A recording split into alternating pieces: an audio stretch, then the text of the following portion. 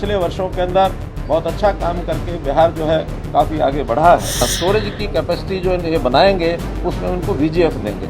18 लाख रुपया पर मेगावाट के हिसाब से VGF का एक रेट होता है। 1000 मेगावाट का एक सहायता VGF की उन्होंने मांगी है। हमने प्रिंसिपली उसको हाँ किया है कि आरी का उत्पादन जितना इनका होगा उस हिसाब से हम इसको भी मंजूर करेंगे कि कम से कम 1 यूनिट न्यूक्लियर पावर का भी सब लोग अपने यहाँ प्लानिंग बनाएं।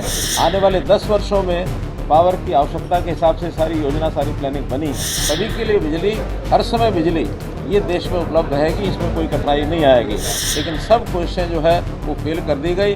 हमारा जो सिस्टम है वो इंटैक्ट रहा है, उसमें कहीं कोई कठिनाई नहीं आई है। सेंट्रल कोटा जो हमारे पास रहता है उसमें से पावर सप्लाई करना, ये हमारा काम करेंगे। नमस्कार, आप देखना शुरू कर चुके हैं लाइव सिटीज को। मैं अभिषेक है। बिहार में बिजली की कोई दिक्कत नहीं होगी। केंद्र सरकार ने बड़ा फैसला लिया है। इस बारे में ऊर्जा मंत्री मनोहर लाल खट्टर ने जानकारी दी है। वहीं नीतीश सरकार ने मोदी सरकार से बड़ी मांग की है। बिहार में न्यूक्लियर पावर प्लांट लगे, इसकी मांग की गई है। इसको लेकर बड़ा ऐलान किया गया है और इस बारे में केंद्रीय ऊर्जा मंत्री मनोहर लाल खट्टर क्या कुछ बता रहे हैं, पहले आप वो सुनिए। ये 1000 मेगावाट का स्टोरेज का एक स्टोरेज की कैपेसिटी जो ये बनाएंगे उसमें उनको VGF देंगे।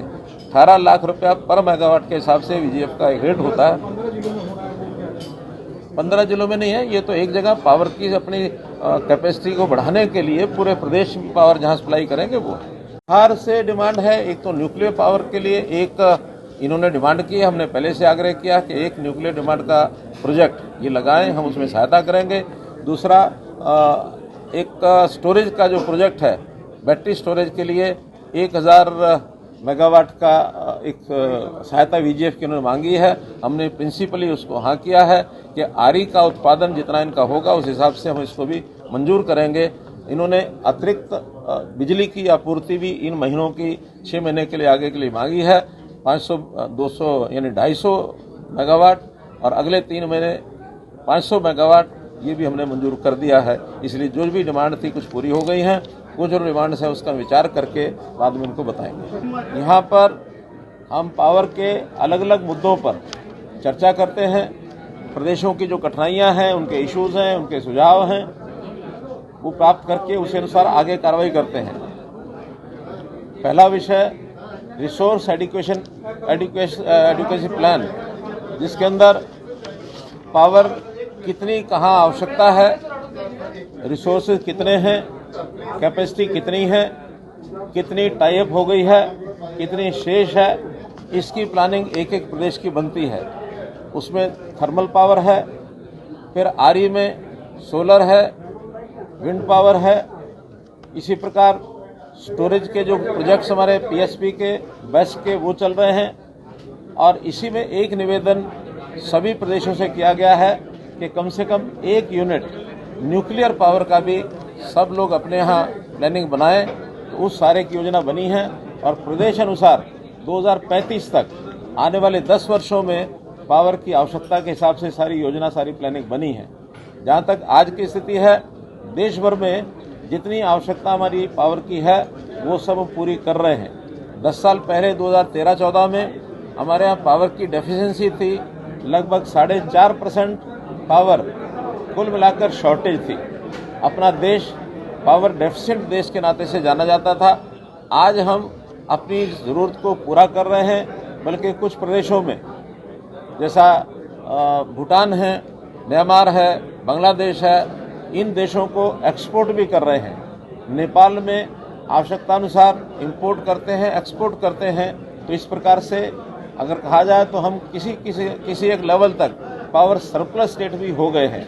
आने वाले समय में हमारी पावर की और आवश्यकता बढ़ेगी। आज पीक डिमांड पिछले वर्ष 250 मेगावाट थी, हमने उसको पूरा किया था। इस बार अनुमान के हिसाब से उतनी आवश्यकता नहीं पड़ी, हमने लिमिट उसकी 270 गीगावाट ये सोची हुई थी। तो 270 की बजाय अभी तक 242 गीगावाट तक की हमारी आवश्यकता पहुंची है, जिसको हमने पूरा किया है। तो ये पावर सितंबर के महीने में इससे बढ़ने की स्कोप हो सकता है, अन्यथा यही पीक जो पावर है मानी जाएगी। इसको पूरा करते हुए power for all at all times, ये हमने स्लोगन दिया है कि power for all at all times, सभी के लिए बिजली, हर समय बिजली ये देश में उपलब्ध रहेगी, इसमें कोई कठिनाई नहीं आएगी।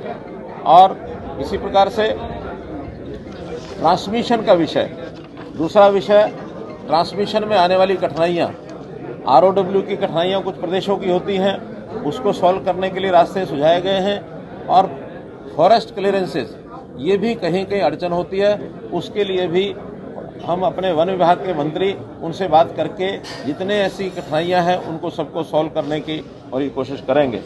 तीसरा विषय आजकल साइबर सिक्योरिटी, ये भी अपने आप में बड़ा इशू हो गया है। तो साइबर सिक्योरिटी के नाते से सभी प्रदेशों में एक ट्रेंड स्टाफ ये नियुक्त करना और इसमें जो एक्सपर्ट हैं इस विधा के, उनके लिए उनके साथ बैठकर ट्रेनिंग कराना, ताकि साइबर यानी किसी प्रकार का कोई अटैक होता है, कोई उसके अंदर किसी प्रकार की टेक्नोलॉजी के माध्यम से कोई शरारतपूर्ण तरीके से कोई अटैक करते हैं, तो उसको हल करने के लिए भी सारी योजनाएं सब हमारी बनी हैं। पिछले दिनों में जब ऑपरेशन सिंदूर था, ऑपरेशन सिंदूर के समय हमारे जो विरोधी लोग थे उन्होंने ऐसी कोशिशें की, लेकिन सब कोशिशें जो है वो फेल कर दी गई। हमारा जो सिस्टम है वो इंटैक्ट रहा है, उसमें कहीं कोई कठिनाई नहीं आई है। आइलैंडिंग स्कीम नई स्कीम है, इसमें अगर कहीं कोई लोड के नाते से कहीं कम होता है, ज़्यादा होता है, और ज़्यादा लोड के कारण से अगर किसी एरिया में ट्रिपिंग होती है, तो पूरे एरिया को जिसमें लोड ज़्यादा बढ़ता है उसको आइलैंड बना करके उसको सेपरेट करने का एक सिस्टम भी बनाया है, ताकि उसका असर बाकी कहीं भी और न जाए, तो छोटे स्थान पर भी आइलैंडिंग करके उसको उसकी डिमांड और सप्लाई को ठीक कंट्रोल किया जा सकता है। डिस्कॉम्स में बहुत से रिफॉर्म्स ये भी किए हैं। डिस्कॉम्स अपने आप में यानी अपने पैरों पर खड़ा हो, फाइनेंशियल वायबिलिटी उसकी बने, हमारी जो AT&C लॉसेज वो कम कैसे हो, हर प्रदेश के अलग अलग से ये सारे काम किए जा रहे हैं। मैं विशेष तौर पर बिहार प्रदेश को इसमें बधाई देता हूं कि उन्होंने अपने आप में बहुत चीज़ों में तेज़ी से सुधार किया है, चाहे AT&C लॉसेज का हो, चाहे स्मार्ट मीटर का विषय। 80 लाख स्मार्ट मीटर्स इन्होंने यहाँ बिहार में लगाए हैं, अपने आप में एक रिकॉर्ड है। और भी जो बिहार बहुत पीछे पावर के मामले में माना जाता था, पिछले वर्षों के अंदर बहुत अच्छा काम करके बिहार जो है काफ़ी आगे बढ़ा है। इन सब बातों को ध्यान में रखते हुए और आज इस बैठक के बाद इन प्रदेशों की जो भी कोई कठिनाइयाँ कमियाँ दूर होंगी, जो उन्होंने डिमांड्स रखी हैं, कहीं कहीं पावर की जहाँ शॉर्टेज होती है, हमारा जो सेंट्रल कोटा होता है उसके अंदर से हम उनको पावर देते हैं।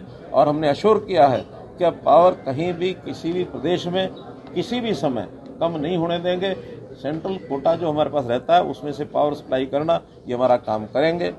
नई जनरेशन हो, खास करके रिन्यूएबल एनर्जी के माध्यम से हम आगे बढ़ें, और उसमें स्टोरेज का विषय भी आगे बढ़े, उसमें भी हम सहायता दे रहे हैं, VGF दे रहे हैं। और इस प्रकार से एक अच्छी प्रकार से मीटिंग समाप्त हुई है। तो आपने सुना कि केंद्रीय ऊर्जा मंत्री मनोहर लाल खट्टर ने क्या कुछ बताया है, किस तरीके से बड़ी मांग की गई थी, उसको लेकर बड़ा फैसला लिया गया और सरकार ने ऐलान किया है। और आपको बता दें कि बिहार में अगले 3 से 6 महीनों के लिए अतिरिक्त बिजली दी जाएगी। 250 से 500 मेगावाट तक बिजली उपलब्ध कराई जाएगी। केंद्र सरकार ने बड़ा फैसला लिया है। इस बारे में केंद्रीय ऊर्जा मंत्री मनोहर लाल खट्टर ने जानकारी दी है। बने रहिए लाइव वीडियोस के साथ, हमारे YouTube चैनल को सब्सक्राइब करिए, लाइक करिए। धन्यवाद।